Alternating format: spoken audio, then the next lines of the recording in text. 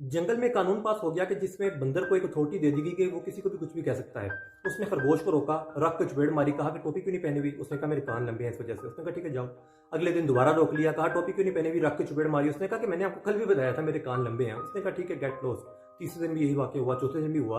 अब खरगोश चला गया शेर के पास, उसको जाके कहता है मेरे साथ ये हो रहा है। शेर ने बंदर को बुला लिया, उसको कहा कि जी अगर मानना ही है तो कोई रीज़न तो हो, जैसे तुम समोसे लेने भेजो उसे, और वो अगर दही वाली चटनी ले आए तो उसको कहना कि आलू बुखारे वाली क्यों नहीं लाए, और आलू बुखारी वाले ले आए तो कहना कि दही वाली क्यों नहीं लाए, और दोनों में चुपेड़ मार देना। खरगोश ने ये सुन लिया। बंदर ने जब उसको समोसे लेने भेजा तब वो दोनों चटनियां ले आया। बंदर ने पूछा कौन सी चटनी लाए हो? उसने कहा कि मैं दोनों चटनियां लेके आया हूँ। उसने रख के चपेड़ मारी, कहता है कि वो तो गल सही है, चटनियां तो तू ले आया है, लेकिन ए दस टोपी क्यों नहीं पाई? अब अक्सर हमारी ज़िंदगी में भी ऐसा होता है कि बहुत बेशुमार ऐसे लोग होते हैं हमारी ज़िंदगी में जिनकी हम बहुत इज़्ज़त करते हैं, उनके तमाम कहे मानते हैं, लेकिन वो फिर भी हमारी इज़्ज़त नहीं करते। तो ऐसे नेगेटिव लोगों को अपनी ज़िंदगी से निकाल दीजिए।